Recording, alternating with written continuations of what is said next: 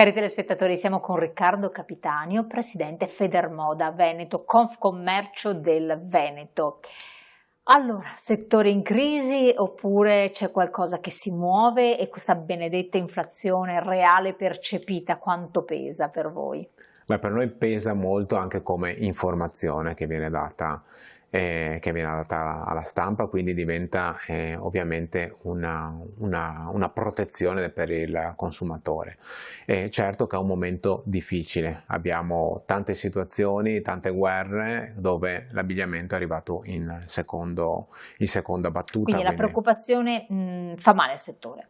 Sì, fa decisamente male. Quando abbiamo una stabilità politica, una stabilità diciamo europea, non internazionale perché è impossibile, non si è mai vista, il consumo diventa molto più semplice, il consumatore diventa un consumatore che spende. Oggi invece tra i tassi dei mutui da quando si sono alzati al post-Covid inizia un po' a essere una situazione un po' difficile per il mondo dell'abbigliamento. Vediamo tanti tagli, vediamo tanti negozi che chiudono, tanti ne aprono, però diciamo che ne chiudono 12 all'ora, ne aprono uno ogni 24 ore. E questo è un grossissimo problema. Voi che cosa proponete? Allora, noi oggi siamo quasi tutti interessati al mercato interno, però ci sono poche operazioni che vengono fatte.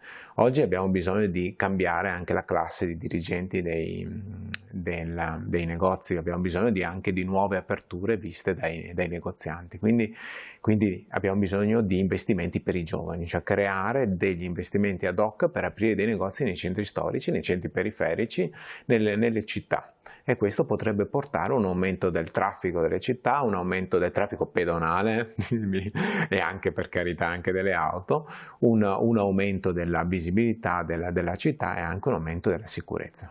Però il turismo c'è, le persone si muovono, sono attratte dai negozi, ma forse bisogna in qualche modo far sì che entrino nel negozio e dare un'offerta che è provocatoria, che è attrattiva. Perché qualcosa deve muoversi. Sì, dobbiamo, anche come Federmoda siamo molto attivi sulla formazione per i cambiamenti del cliente, facciamo proprio un convegno apposta per individuare quali sono i cambiamenti delle clientele. Cosa è cambiato? È cambiato il modo di quello che vuole il cliente, è cambiato quello che richiede il turista, il cliente vuole sempre qualcosa di eccezionale. Benissimo, ma allora bisogna dare qualcosa di eccezionale. Dobbiamo dare qualcosa di eccezionale, dobbiamo impegnarci di più per riuscire a dare delle esperienze memorabili.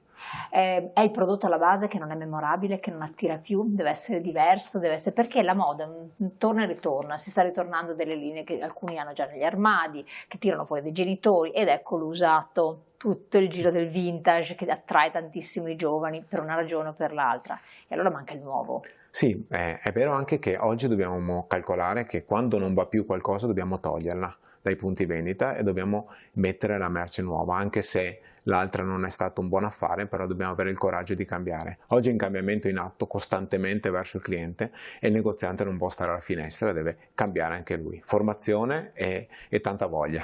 Intelligenza artificiale forse qualche volta serve. Ma l'intelligenza artificiale lo utilizziamo sempre. Ecco, grazie Presidente, grazie a voi di averci seguito e noi ci rivediamo presto.